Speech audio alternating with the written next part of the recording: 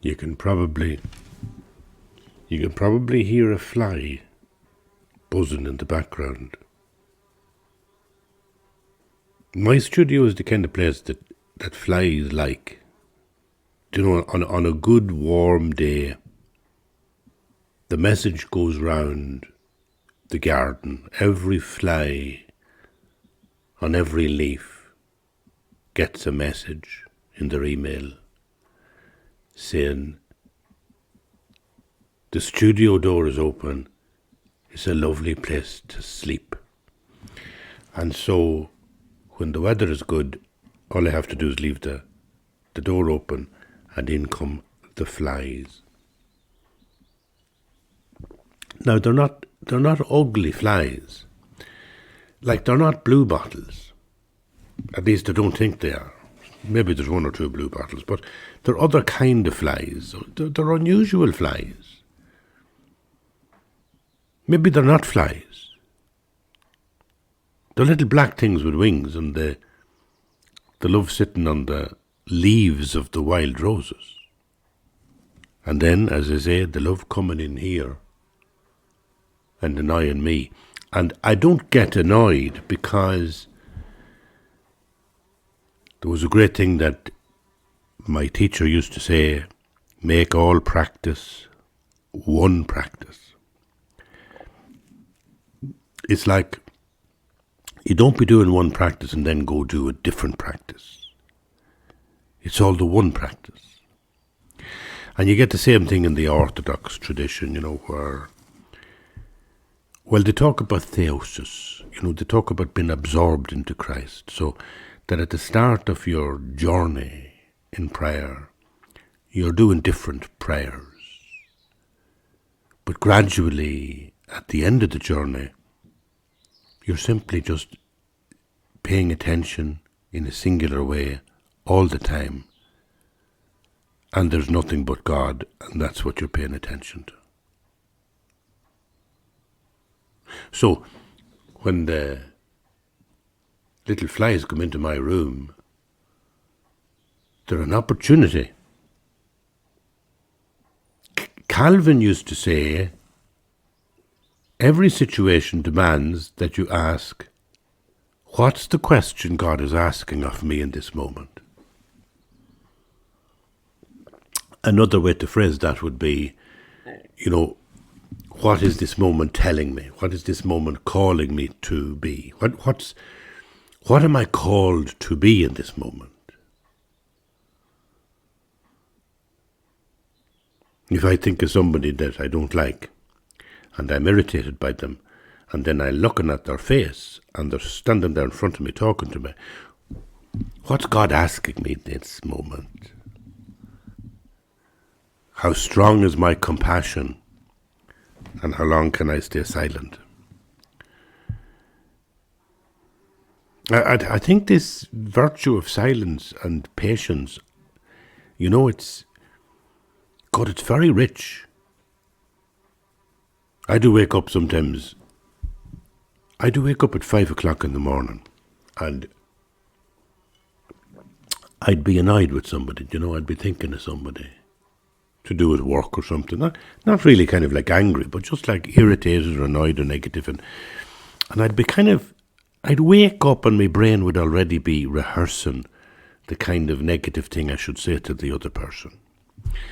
And I know that when I get into that mood, that engagement with somebody else, in a negative way, in a way that I'm kind of bartering my emotions, my disturbed emotion against something they said to me or did to me, and I want to get even, I know that it's a waste of time.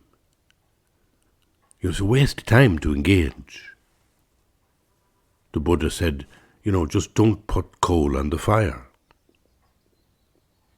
So when you really feel you need to get engaged with somebody in an argument, that's exactly the time not to get engaged with them. Stay away from it. And that's patience, that's silence, that's ahimsa, that's non-violence. You can give yourself lovely, lofty ideas, lovely, beautiful words to describe what you're doing, because you are. You need you need to feel good too about your non-violence. You need to feel that if you don't engage in the argument, it's not a kind of shameful thing. It's not like, well, you're weak, you haven't the courage to speak up. Because nowadays everybody wants to speak up, call everybody out, as they say, But it's good not to speak up sometimes. Does that sound crazy? I suppose it does, but all I can say is that in my experience, that has been, more than anything else, my salvation. I have got enormous peace out of this. The idea of just pay attention and see what is this moment asking of you? What's God asking of you in this moment? And just pay attention. Don't even come up with an answer. Just say, I don't know. I don't know what I should be doing. I'm sitting in my studio. The door is open. There's a fly on the roof. He came in a few minutes ago. What should I be doing? I don't know. Should I kill him? I don't think so. Should I stop doing the podcast because he might interrupt me? I don't think so. Should I do the podcast even though he might be making noise in the background and distracting me? Yeah, I think there's the answer. And then that little fly becomes like a presence, an antagonistic presence that I'm not going to be drawn towards with further antagonism. And so that little fly is like a teacher. He's like a great master guru who's been reincarnated as a fly, and he has come in the door to help teach me patience.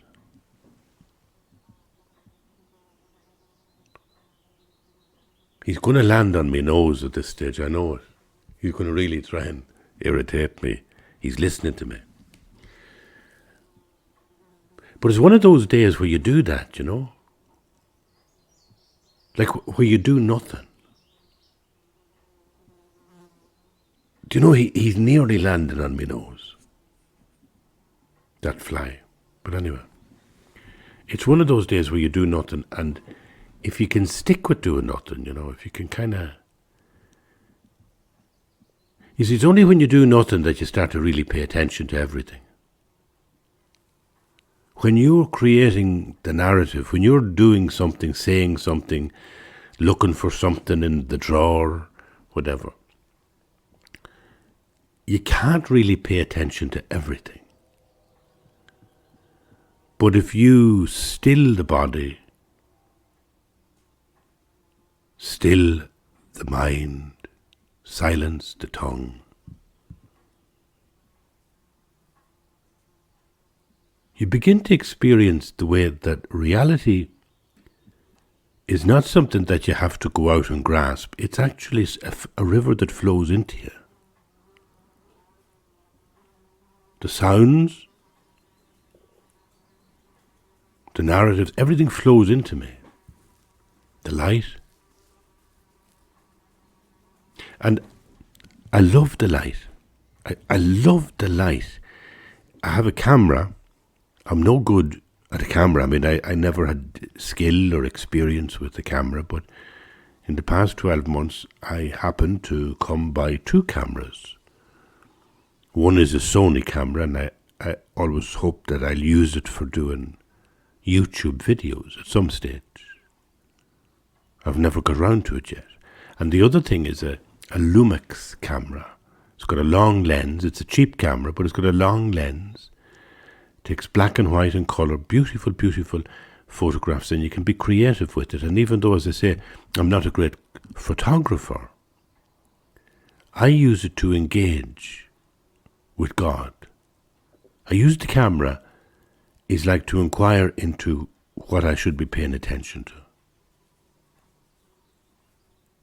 So like, if I'm sitting in the garden with the camera, and I'll just sit in one spot, and I'm not going looking for an exotic picture, but I'll just photograph anything around me. A little blade of grass, or a little flower, a petal, a leaf, a little insect.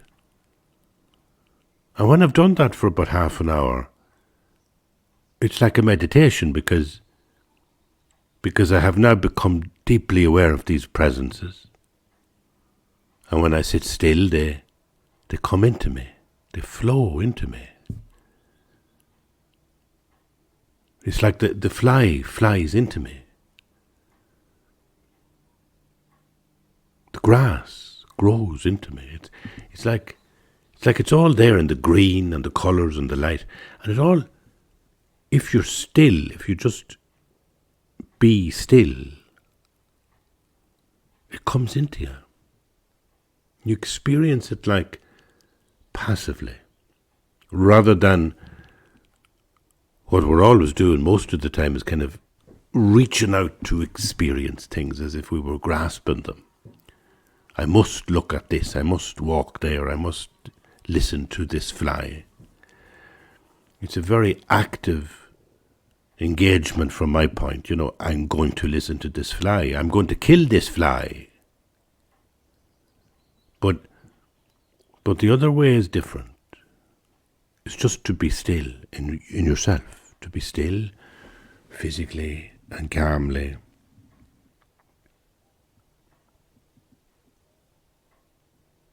So you're not going out to reach for the fly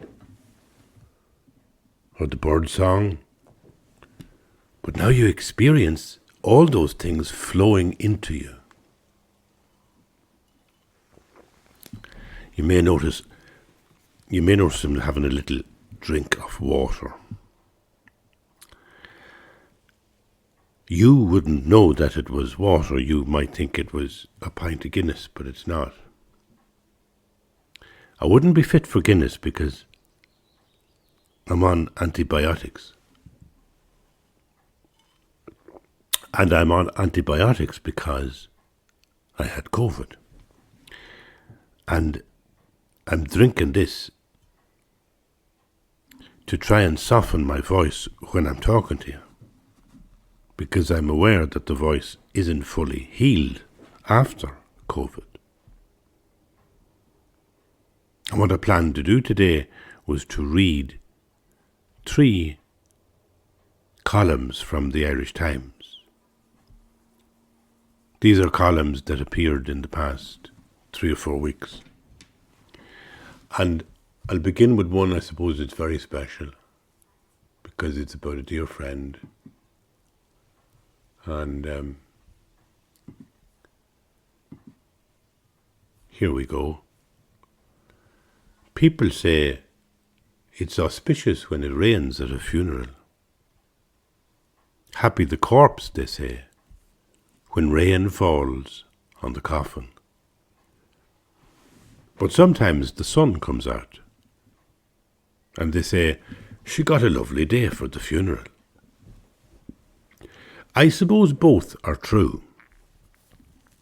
People like to feel that human mortality is as natural as a leaf falling, and in sync with the rhythms of nature. It's probably a remnant of an early Christian belief in the grace and harmony of the universe. You see, that's the thing that you don't hear about now, grace. And grace is very close to what happens when you are still, when you practice non-violence, silence, stillness, patience. You just be still. The body, don't move. You're breathing, just breathing. Don't move, and then in this stillness, I was saying you begin to experience reality flowing into you. What you're also experiencing in that is grace. Because it's like we say, it's by the grace of God that these things come into you. You know, they exist by the grace of God. It's like they just don't exist existentially with no ontological base. The base, every word has an author. Every word is spoken. And the cosmos is a word. It's a spoken, it's an utterance, an iteration. So it comes into being, and it's by the grace, by the energy. Maybe energy is a better word, for this than grace. Energy, by the energy. And you're doing things, it's not by your own energy, but by the grace of God. We used to use those phrases. With the grace of God, I'll get there. And in some sense, with the energy, the invisible energy that's in the cosmos, lifting me like the water lifts a boat, floats it. Grace is in the air.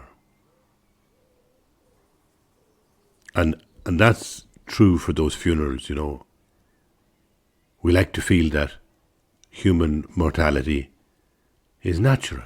The leaf falls from the tree. That's in sync with nature. And that's what I'm saying is that I think in the early Christian period in Ireland, they had this deep sense of the grace in the world. They used to write beautiful poems and meditations about the wilderness and about rabbits and birds and trees and flowers. And the light that used to come through the dappled light in the wood.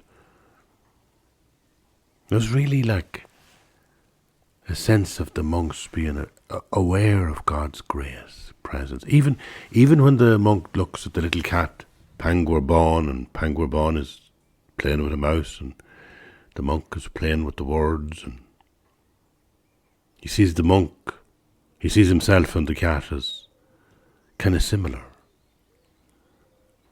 Because God's grace is in everything. Everything is moving because of God's grace. Not by our own energy. Well, I was in Glangavlin recently for the funeral of a woman who had been a great friend to me when she was in her early 40s. I was in my early 20s. Annie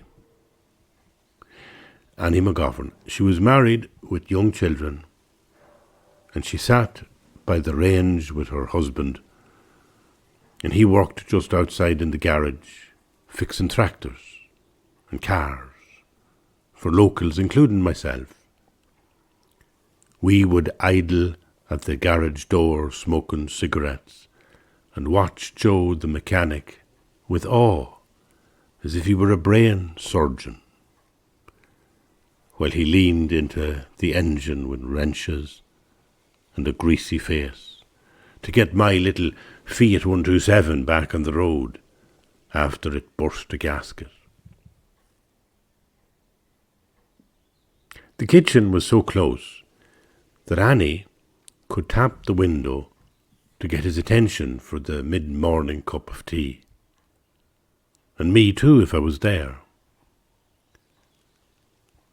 I drove cheap cars that regularly required attention.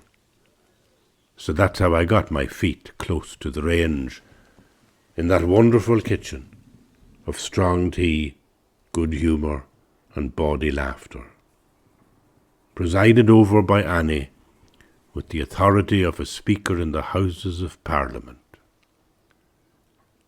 She would bid her German shepherd get off the sofa beside the range to make room for me.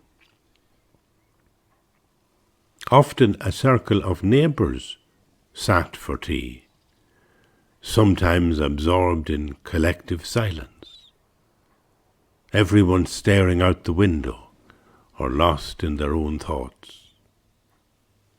Because in those days, conversation was not just a continuous flow of chatter. There were silences, spaces in time during which the kettle hissing on the range or the dog dreaming beneath the sofa were the only sounds to break the spell. Until the talking stirred again, wit and wisdom rising from the silence like ripening fruit. And it was that sweet silence I recalled during the funeral, as the priest sat beside the altar with bowed head after communion, and grieving children sat motionless in the front pew. Marilynne Robinson, the American novelist, says that churches are wonderful because they are the place where we make the great concession to one another that we are mortal. We see children baptized, she says, that we will not live to see marry. I suppose that's what makes us capable of comforting each other. We're all in the same boat. We all look at coffins with the same unspoken fascination. Annie knew well what Marilynne Robinson was talking about. She carried 2 of her children to the grave long before her own coffin was wheeled out of Clan Chapel to the sound of a hymn. Nearer, my God, to thee, played on a lonesome accordion.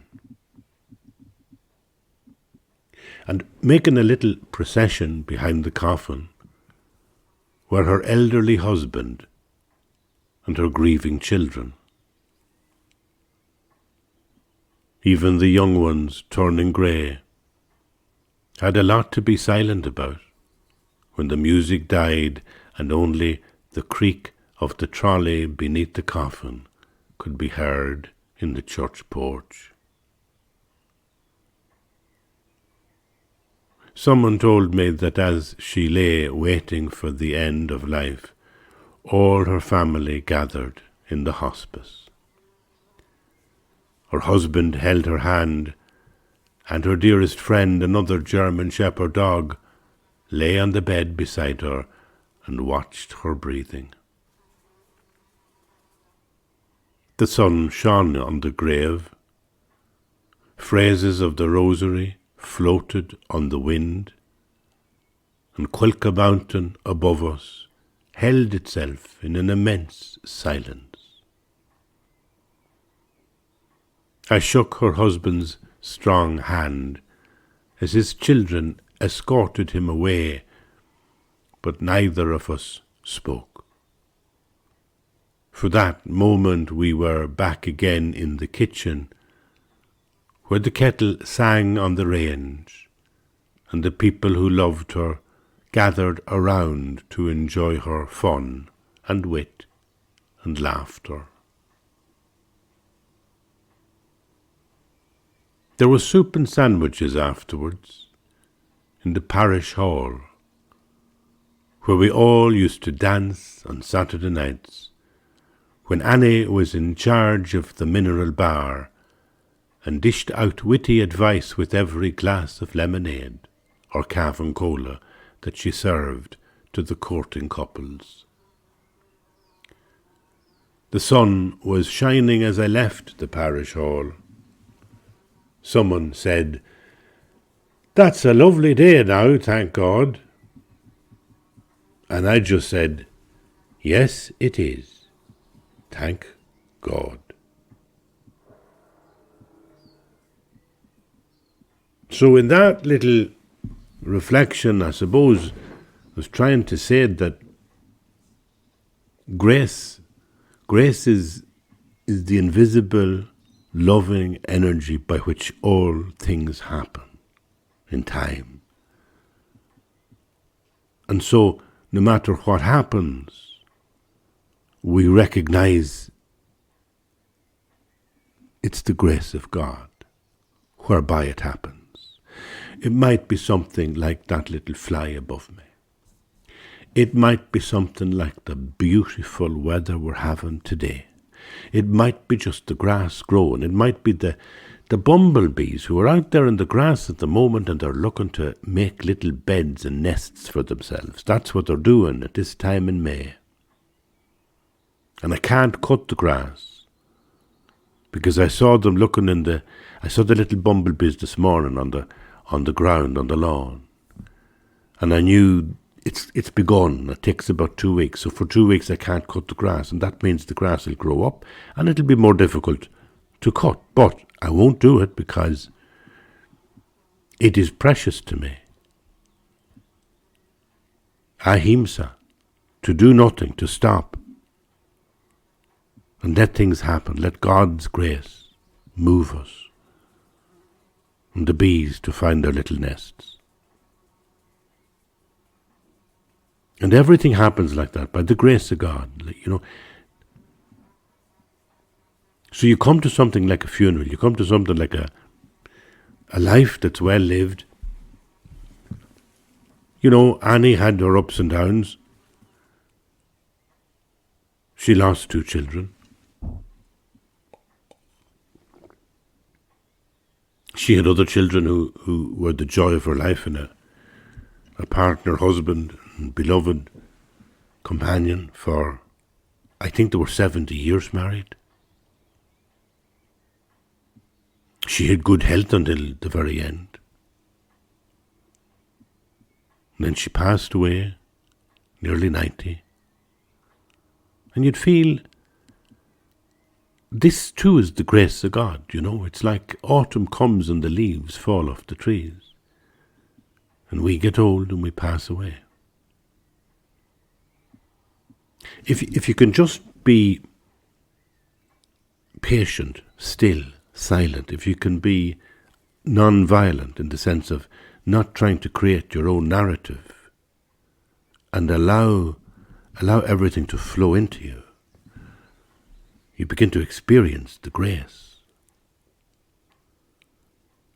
And you begin to realize that everything that happens to you is neither bad nor good, but all is the work of the Lord. All is God's energy revealing His face to you through time.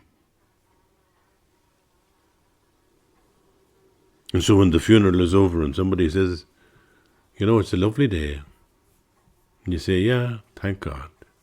It's a kind of an acceptance of more than just saying it's a lovely day. There's a profound awareness about how everything is imbued with God's presence, and if you just let it happen to you. Your man says, be it done unto me according to your will. Not my will, but yours. Well, that's a very dramatic story, I know. It's Garden of Gethsemane and,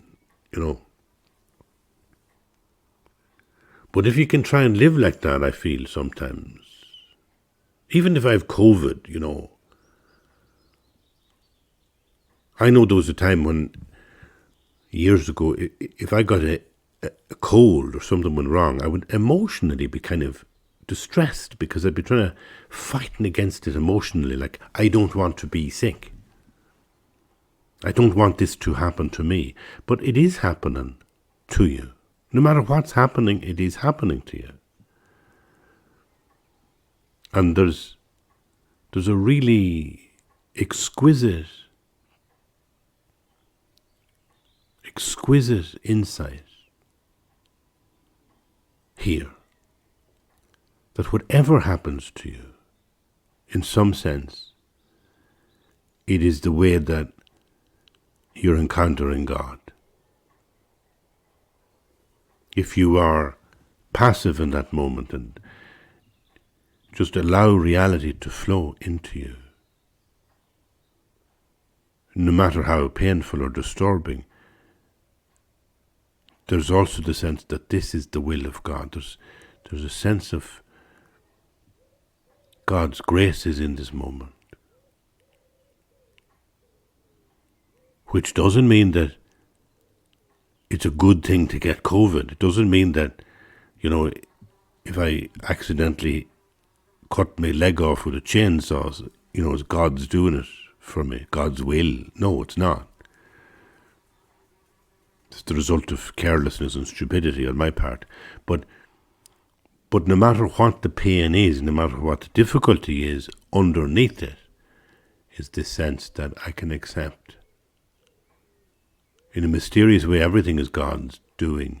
And that only means that I feel comforted by God's presence even in the darkness.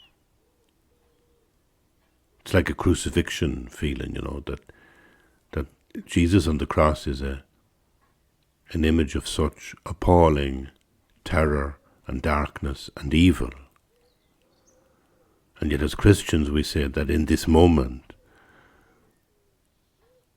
Christ is lifted up to be the Saviour, the one who's greatly loved by God. It's a tricky idea to think about how painful things, disturbing things, also carry in them some kind of encounter with God. It's through suffering, through suffering that you're going to change. Doesn't mean that the suffering itself is some sort of good thing. It's not making a fetish out of illness or being invalided. But to know that as one endures those things, there's a dimension of grace, there's a dimension of God whispering in your ear, saying, I am always with you. And now I'm most with you in this suffering. And it can happen to anybody, and in fact it'll happen to everybody. The older you get, I'm 70, the older I get, the more I realize that everybody gets their portion of suffering in one form or another. And I used to fight it I don't want this, I don't want this to happen to me. And more, you come to accept, it's happening. This is what's happening. And as you get to that point, you begin to experience also a sense of God's grace. Not the goodness of suffering, but that layered underneath that pain and darkness is the companionship of the transcendent God, that this is happening on His watch, in His time.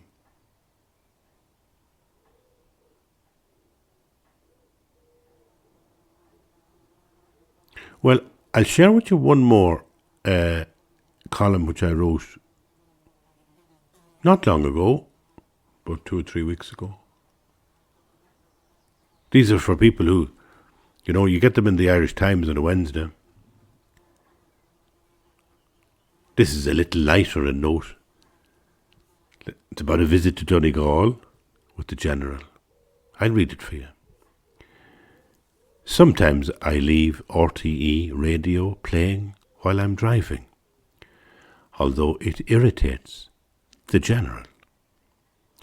Can't you play something civilized? He pleads, and as soon as I switch to BBC Radio 4, he's happy. I went to Fanad Lighthouse with him recently because I thought a weekend away might do him good. But by the time we reached Donegal town, he was surveying the world like he owned it. Look at this traffic, he whined in Ballybuffet as we crawled behind a series of huge trucks. This shouldn't be allowed, he declared. "Permitting heavy traffic through a town is a disgrace." "You're beginning to sound like you're the county manager," I hissed. He eyed me from beneath his bushy brows with the scowl of a silver-backed gorilla that has been poked. He muttered something under his breath. "There was a time, dear boy, a time when my people owned half of Donegal." Fanet Lighthouse is a magnificent granite structure in dazzling white and stands out against a blue backdrop of ocean, not unlike a Tibetan monastery in good weather. "Ah, yes," the general said, "it's all so familiar." We unpacked a few basic items of food into the fridge and plonked our suitcases in separate bedrooms, then walked around the building on the outside. I was standing with the lighthouse to my back, gazing at Malin Head. He was at the edge of the cliff with binoculars. The lighthouse wall shielded me from the wind, but the general was wallowing in it. Eventually he dashed up to where I stood and said, "I will require your telephone," as if he might have seen a French gunship on the horizon and wanted to alert the Royal Navy. I told him I had no signal. "I just want to Google what species of wildlife might be out there," he explained. And unable to contain his excitement, he dashed back down to the perimeter wall, shouting, "I've seen whales!" with such excitement that nearby tourists ran to join him, listening as he pointed in all directions. "Over there!" he shouted. No, over here!" The tourists screened their eyes with their hands in the hope of seeing a minke whale or dolphin, but none appeared. The crowd dissipated, and the general marched back to where I was standing. "We shall end up on Tory Island if that wind gets much worse. Let's get inside." Attached to the lighthouse are living quarters available for rent, and the entire building stands on a promontory that offers exquisite views of the coast. Later that afternoon, a tour guide brought us to the top of a spiral staircase where the lighthouse lens is situated and told us about a ship that sunk in 1917 after hitting German mines. It was carrying hundreds of gold bars to finance the Americans if they would but join the war. And who owned the gold? The general wondered. The British, the guide explained. Hundreds of gold bars were lost, but most of them were recovered, although there's about 24 still down there. That evening we sipped red Bordeaux and ate Indian food from plastic containers. "To think of all that gold," the general mused, "just beyond our fingertips." "It's not the gold I think of when I look out," I remarked. "It's the emigrants." "What emigrants?" he wondered. I explained that some folk heading for America in the 19th century travelled from Derry. They would stay on deck as the ship left harbour and journeyed through Lough Foyle and then around Faned into the Atlantic. Their last glimpse of Ireland would have been a lighthouse on Innistrochel Island, just north of Malin Head. When that light faded completely, the poor emigrants fell silent, only then realizing the terrible reality of leaving their homeland. By the time we finished the chicken korma and emptied a bottle of Bordeaux, he wanted to go outside and look for whales again. So out we went in darkness and watched the light above us reaching into the black swell. In a curious way, this wilderness feels like home, the General said, and I said nothing, though I understood what he meant. Because sometimes the most remote locations draw our attention not because of their beauty, but because they fill us with a sense of our own mortality and ultimate destiny. We stood in silence, our backs to the lighthouse and our eyes on the indifferent sea. Then the General spoke calmly. It's time we opened that other bottle of wine.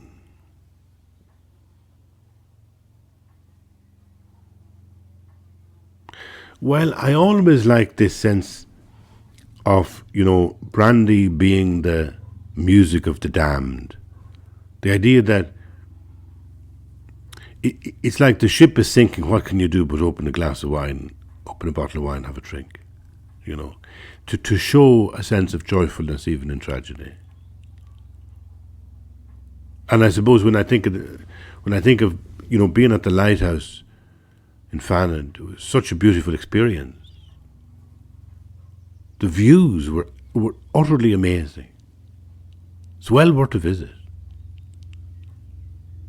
But it also had around it a sense of, and you get this at the sea all the time, a sense of the impermanence of life, the fragility of human life.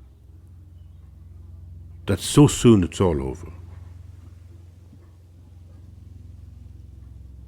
And when you think that, it's wonderful to balance it with a sense of joy, that when you, not advocating you drink wine, but that's certainly something I do as a sense of celebration.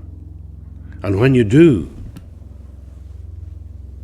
you hear the noise, by the way? It's like, this is a big fly, isn't it? I was grappling with a fly earlier. Now it's a helicopter.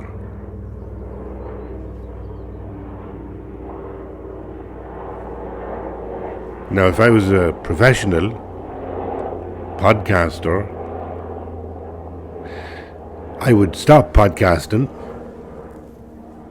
until the noise was gone. That's the way to do it, so that there's no dirt on the track, there's no outside noises. But to be honest with you, one of the things I like doing on this podcast is sharing the ordinariness of time, sharing that sense of, me being here is about listening to a fly earlier. The fly is probably gone asleep somewhere, tired, and now I hear a helicopter. And sharing that with you is somehow my way of thinking into the idea that we pay attention to what's going on, and we don't make a big deal or a big fuss about, I don't want this and I don't want that. You just allow things happen and just pay them attention. And that is a kind of wisdom. That's a kind of an insight into how to live a life. They call it ahimsa, they call it non-violence. They also call it living by the grace of God. They call it theosis. But it's essentially just to pay attention to the present moment and let everything that happens happen. And accept it with equanimity.